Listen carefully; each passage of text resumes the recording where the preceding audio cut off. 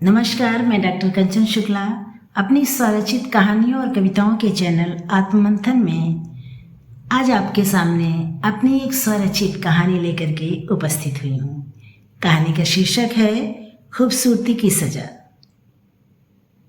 यह कहानी एक ऐसी लड़की की है जो बहुत सुंदर थी और मासूम भी। वही मासूमियत और खूबसूरती उसके लिए वरदान नहीं अभिशाप बन गई। एक ऐसा लड़का जो खूबसूरती का दीवाना था, अय्याश, उसकी नज़र इस कहानी की नायिका चांदनी पर पड़ती है। एक विवाह समारोह में वह उसे देखता है और उसके साथ बदतमीजी करने की कोशिश करता है। चांदनी एक स्वाभिमानी लड़की थी। वो अपना अपमान बर्दाश्त नहीं कर पाती और उसे थप्पड़ मार देती है। उस थप्पड़ की गूंज उस लड़के के मन मस्तिष्क पर छाप छोड़ देती है और वह बदला लेने के लिए चांदनी के जीवन को नर्क बना देता है। इस कहानी में चांदनी के साथ क्या हुआ, अंत क्या हुआ, क्या चांदनी उस लड़के के चंगुल से आज़ाद हो पाई, इस सब को जानने के लिए चलिए सुनते हैं कहानी खूबसूरती की सजा। चांदनी दुल्हन के जोड़े में बहुत ही सुंदर लग रही थी। दुल्हन के श्रृंगार ने उसकी सुंदरता में चार चांद लगा दिया था।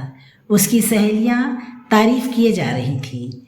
चांदनी थी ही इतनी सुंदर और मासूम कि जो भी उसे देखता बस देखता रह जाता। आज वह स्वर्ग से उतरी अप्सरा लग रही थी। उसकी सहेली राखी ने उसे छेड़ते हुए कहा, चांदनी, आज तो हमारे जीजा जी तुझे देखते ही बेहोश हो जाएंगे। तभी चांदनी की बुआ कमरे में आई। अरे लड़कियों, बारात दरवाजे पर आ गई और तुम लोगों ने अभी तक दुल्हन को तैयार नहीं किया। राखी ने कहा, अरे बुआ जी, हमने दुल्हन को तैयार कर दिया है, देखिए तो सही उसे। देखते ही बुआ जी बोली, कहीं नजर न लग जाए मेरी बिटिया को, और उसकी तरफ प्यार से देखने लगी। उन्हें चांदनी के चेहरे पर घबराहट और परेशानी दिखाई दे रही थी। उन्होंने लड़कियों से कहा, अरे तुम लोग बाहर चलो, बारात दरवाजे पर आ गई है, राखी चांदनी को लेकर आएगी। सभी बाहर निकल गईं। बुआ ने दरवाजा बंद कर चांदनी से पूछा, क्या बात है बिटिया, तुम इतनी परेशान क्यों हो? आज तो तुम्हें खुश होना चाहिए, यह तुम्हारे जीवन का सबसे खूबसूरत पल है। चांदनी बोली, बुआ जी, आपने बताया कि वे लोग बहुत पैसे वाले हैं, उन्हें तो अमीर घर की लड़कियां मिल जाती, फिर मुझ जैसी गरीब घर की लड़की को उन्होंने क्यों पसंद किया? यही बात मुझे परेशान किए जा रही है। बुआ जी ने बड़े प्यार से कहा, इसमें परेशान होने वाली क्या बात है? उन्होंने तेरी सुंदरता को देखकर शादी की है, पैसे को नहीं। तेरी किस्मत है तुझे ऐसा घर मिला। वे तुम्हें अपनी पलकों पर बिठा कर रखेंगे। बिटिया, आज से तुझे अपनी सौतेली माँ के अत्याचारों से मुक्ति मिल जाएगी। अब खुश हो जाओ, वरना तेरे चेहरे की उदासी देखकर तेरी ससुराल वाले कुछ गलत ना समझ बैठें। चांदनी को कुछ समझ नहीं आया कि बुआ जी क्या कह रही हैं। वह बोली, तेरे उदास चेहरे को देखकर कहीं वो लोग यह ना समझ बैठें कि तू इस शादी से खुश नहीं है, क्योंकि ऐसा घर पाकर कोई लड़की उदास क्यों रहेगी। यह सुन चांदनी के चेहरे पर फीकी सी मुस्कुराहट फैल गई, पर उसके मन का डर कम नहीं हुआ। चांदनी बुआ जी और राखी के साथ नजरें झुकाए धीरे धीरे स्टेज की तरफ बढ़ने लगी। पंडाल में उपस्थित सभी उसकी सुंदरता की प्रशंसा कर रहे थे। इन्हीं आवाज़ों के बीच वह स्टेज पर पहुंच गई। उसकी नजरें नीचे झुकी हुई थीं। सभी ने ताली बजाकर उसका स्वागत किया। उसकी सहेलियों ने छेड़ा, अपने मनमीत को बरमाला पहनाओ चांदनी। चांदनी ने धड़कते दिल से बरमाला पहनाने के लिए हाथ आगे बढ़ाया, पर दूल्हे के चेहरे पर नजर पड़ते ही उसका चेहरा पीला पड़ गया और कदम लड़खड़ा गए। उसने देखा रंजीत के चेहरे पर कुटिल मुस्कान थी। रंजीत चांदनी का होने वाला पति। चांदनी के सारे सपने एक ही पल में भस्म हो गए। ये तो वही आदमी है जिसने बुआ की बेटी की शादी में उसके साथ बदतमीजी करने की कोशिश की थी और उसने उसे थप्पड़ जड़ दिया था। ऐसे व्यक्ति के साथ शादी जिसका कोई चरित्र नहीं है, या सोचते ही उसका दिल बैठने लगा। वह कुछ कह पाती इससे पहले ही उसकी सहेलियों ने हाथ पकड़कर वरमाला दूल्हे के गले में डलवा दी। ऐसे नाजुक समय में वह कुछ बोल भी नहीं सकती थी। जयमाल के बाद उसे राखी कमरे में ले गई और दरवाजा बंद कर पूछा, क्या बात है, तुम दूल्हे को देखकर इतना घबरा क्यों गई थी? मैंने देखा था तुम्हारे चेहरे को। यह सुनते ही चांदनी फफक कर रो पड़ी और उसने रोते हुए कहा, यह वही लड़का है जिसने शादी में मेरे साथ बदतमीजी की थी क्या? राखी ने चौंक कर पूछा। हाँ राखी, यह सच है। मैं यह शादी नहीं करना चाहती। तू मेरी मदद कर, बुआ जी को बुला। तभी चांदनी की सौतेली माँ कमरे में आई और गुस्से में कहा, तुमने अभी तक कपड़े नहीं बदले? शादी का मुहूर्त हो चला है, जल्दी करो। चलो मैं तुम्हें लेकर चलती हूँ शादी के पंडाल में। मंडप तैयार है। वह घबराई हुई थी, जैसे उसे डर हो कहीं चांदनी शादी से इनकार न कर दे, और चांदनी उनके डर के कारण कुछ कह नहीं सकी और यंत्रवत उनके साथ चल दी, अपने जीवन में स्वयं बर्बादी का आगाज करने के लिए। उसकी सौतेली माँ ने शादी के मंडप में उसे बिठा दिया। पंडित मंत्रोच्चारण करने लगे। कब शादी हुई चांदनी को कुछ पता नहीं चला।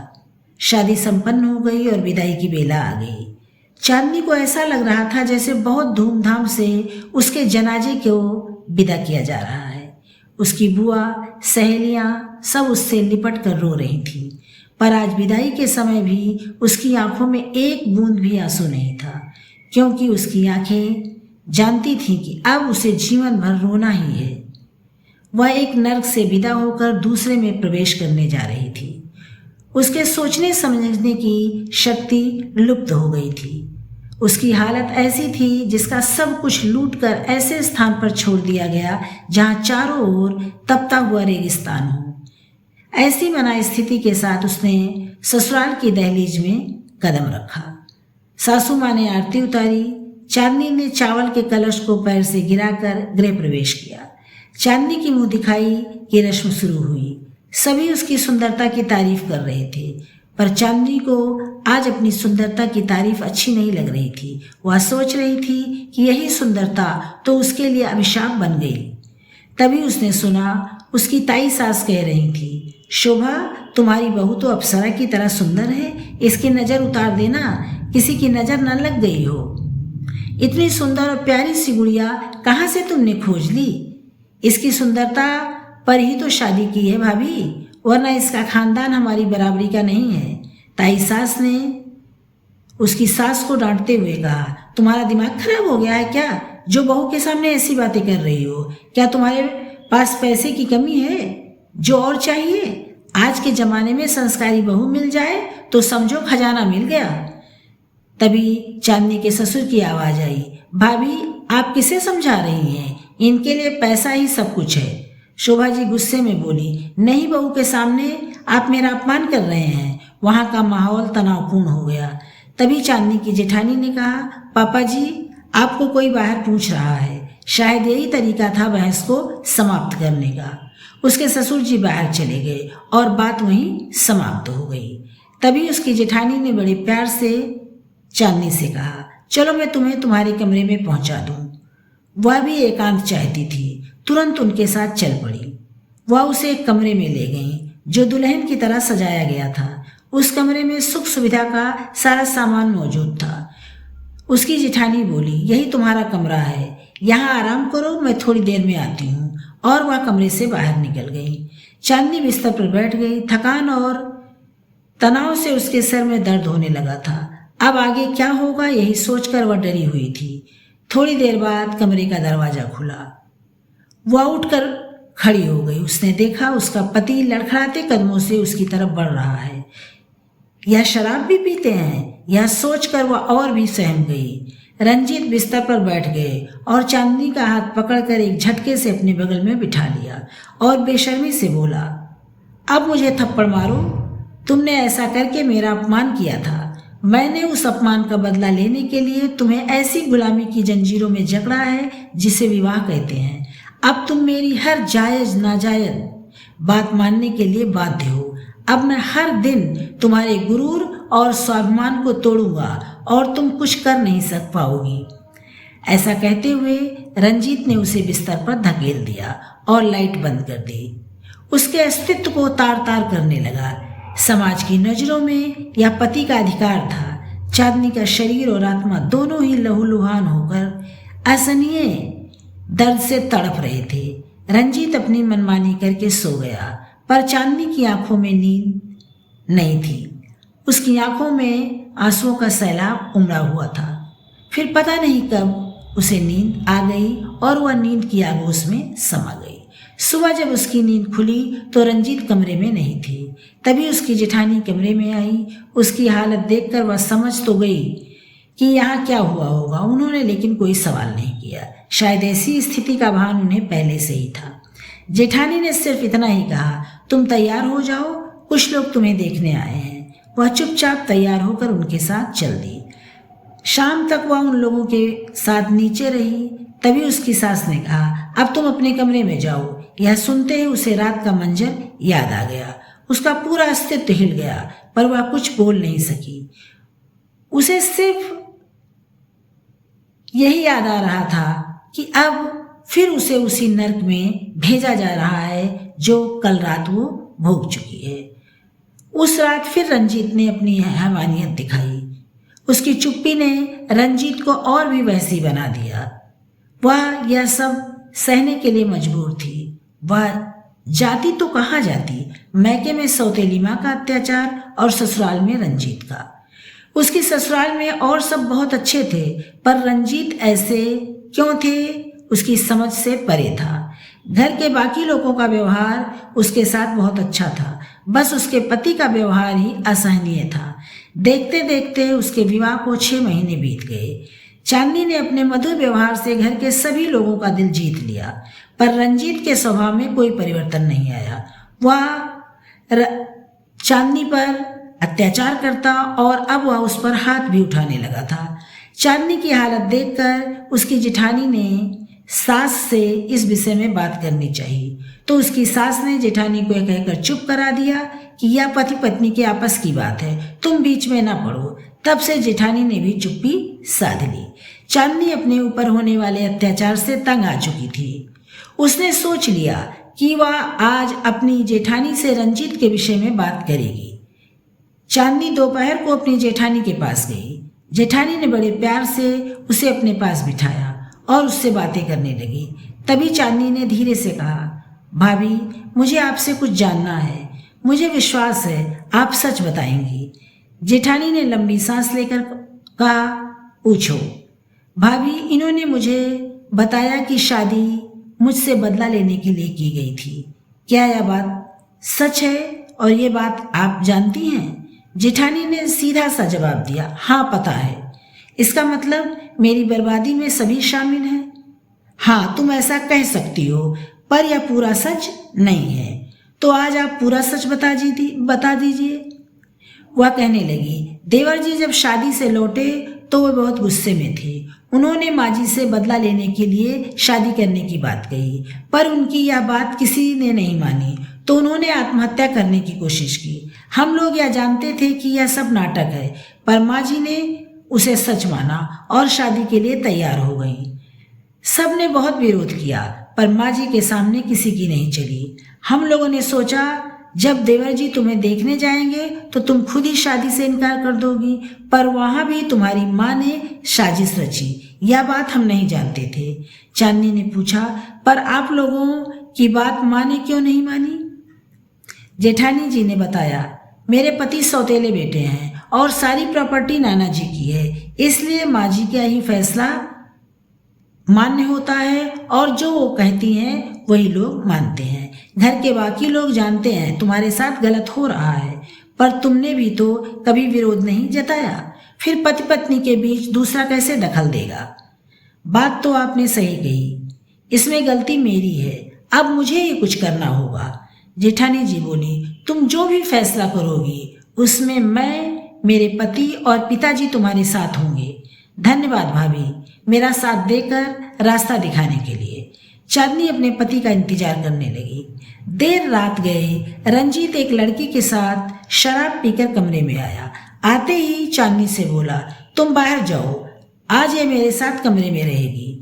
चांदनी ने आज आत्मविश्वास के साथ जवाब दिया, यह कौन है? इसे आप मेरे कमरे में क्यों लाए हैं? रंजीत ने बेशर्मी से कहा, ये मेरा घर है, मैं जिसे चाहूं लाऊं। तुम सवाल पूछने वाली कौन हो? मैं तुम्हारी पत्नी हूं, चांदनी ने दृढ़ता से कहा। रंजीत ने व्यंग से कहा, पत्नी? मैं तुम्हें खरीद कर लाया हूं, तुम्हारी माँ को पैसे दिए हैं, जैसे इसे पैसे देकर यहाँ लाया हूं। यह सुनते ही चांदनी ने रंजीत के मुंह पर एक जोरदार तमाचा जड़ दिया और गरज कर बोली, खबरदार, जो और एक भी शब्द तुमने मुंह से निकाला, तुमने आज मुझे नहीं बल्कि हर पत्नी के अस्तित्व को गाली दी है। तुमने मेरे संस्कार और सहनशीलता को मेरी कमजोरी समझ लिया। इतना कहकर उस लड़की का हाथ पकड़कर घसीटते हुए कमरे से बाहर ले आई। शोर सुनकर घर के सभी लोग बाहर आ गए। रंजीत भी वहां पहुंच गया। अपनी माँ से बोला, इसने आज फिर मुझे थप्पड़ मारा, अब मैं इसे बताता हूँ। जैसे ही वह चांदनी को मारने के लिए आगे बढ़ा, चांदनी के ससुर ने उसे जोरदार थप्पड़ लगाया और कहा, आज तुमने शराफत की सारी सीमाएं तोड़ दी। तुमने इस मंदिर जैसे घर को कोठा बना दिया। शोभा जी ने कुछ कहना चाहा, पर चांदनी के ससुर ने उन्हें डांट कर चुप करा दिया। वह चांदनी से बोले, तुम्हारे साथ इस घर में बहुत अत्याचार हुआ, तुम जो भी फैसला लोगी मैं तुम्हारे साथ रहूंगा। चांदनी ने कहा, मुझे तलाक चाहिए, मैं इस निकृष्ट व्यक्ति के साथ जीवन नहीं गुजार सकती। चांदनी का ऐसा रौद्र रूप देख रंजीत और उसकी माँ सकते में आ गए। चांदनी के ससुर ने उसके सर पर हाथ रखकर कहा, कल तुम्हें तलाक के पेपर तुम्हारे अधिकार के साथ मिलेंगे, ये मेरा वादा है। कल से तुम अपने नए जीवन की शुरुआत करो। तुम्हें रंजीत जैसे हैवान के साथ रहने की कोई जरूरत नहीं है। फिर चांदनी के ससुर अपनी पत्नी शोभा की ओर मुखातिब होकर गुस्से में बोले, आज तुम्हारे बेटे का घर तुम्हारे वजह से बर्बाद हो रहा है। माएँ अपने बच्चों का जीवन संवारती हैं, पर तुम जैसी अहंकारी औरत अपने बच्चों का जीवन नर्क बना देती है। तुमने रंजीत की हर नाजायज बात और मांगों का समर्थन किया, जिसका नतीजा आज तुम्हारे सामने है। तुम्हारा लाडला अपनी खूबसूरत पत्नी को अपमानित करने के लिए मेरे मंदिर जैसे घर में कोठी वाली को लेकर आ गया। ये सब तुम्हारे कारण हो रहा है। मैं आज तक घर की सुख शांति के लिए चुप रहा, लेकिन अब और नहीं। आज के बाद इस घर में तुम्हारी और तुम्हारे बेटे की मनमानी नहीं चलेगी। जब तुमने और तुम्हारे बेटे ने चांदनी से शादी करने की बात की थी तो मुझे नहीं पता था कि तुम्हारा बेटा चांदनी से बदला लेने के लिए शादी कर रहा है। मुझे चांदनी की सौतेली माँ की साजिश का भी पता नहीं चल सका। जब शादी हो गई तो मुझे बड़ी बहू ने बताया।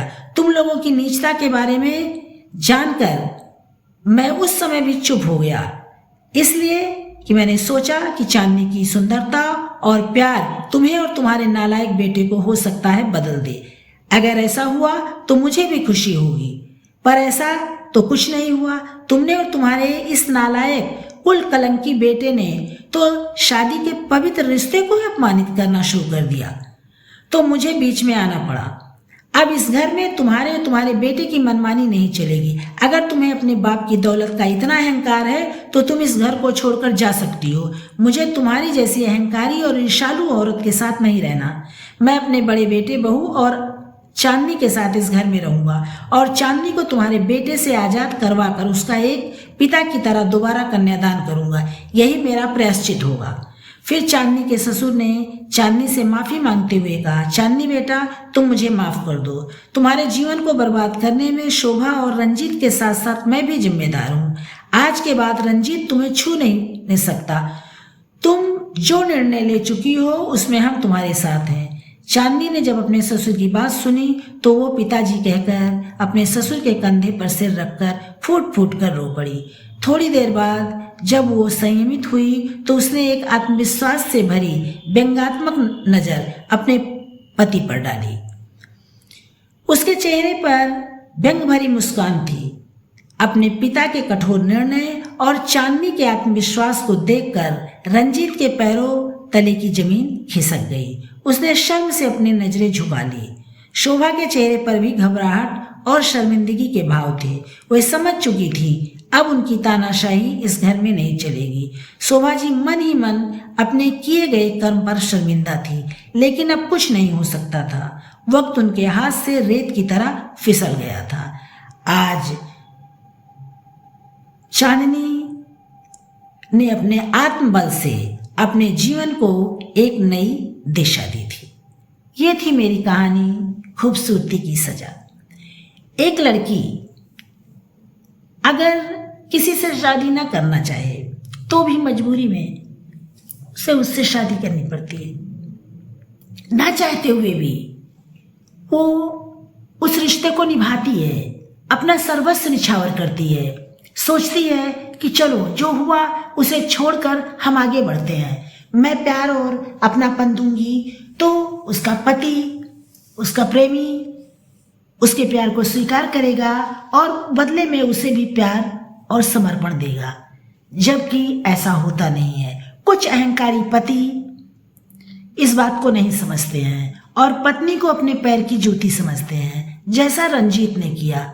उसने बदला लेने के लिए चांदनी से शादी की थी और शादी के बाद भी वो बदला नहीं, वो और भी चांदनी को प्रताड़ित करता रहा और उस पर अत्याचार करता रहा। लेकिन कोई कितना सहेगा। एक दिन चांदनी ने विद्रोह कर दिया और रंजीत के चंगुल से स्वयं को आजाद करवा लिया। यहाँ पर चांदनी की जेठानी, जेठ और ससुर ने उसका साथ दिया। इसलिए चांदनी का आत्मविश्वास और बढ़ा और वह एक नरकीय जीवन से छुटकारा पाने के लिए आगे बढ़ गई। उसने रंजीत से तलाक लेने का जो फैसला किया वह उचित था और इस उचित निर्णय का समर्थन उसके ससुर ने किया, उसकी जेठानी ने किया और फिर चांदनी अपने एक नए जीवन की शुरुआत करने के लिए आगे बढ़ गई। ये थी मेरी कहानी खूबसूरती की सजा। अगर मेरी कहानी आप लोग को पसंद आई हो तो इसे लाइक कीजिए, शेयर कीजिए और मेरे चैनल को सब्सक्राइब भी कीजिए। नमस्कार। तो फिर कल फिर मिलते हैं एक नई कहानी के साथ। धन्यवाद।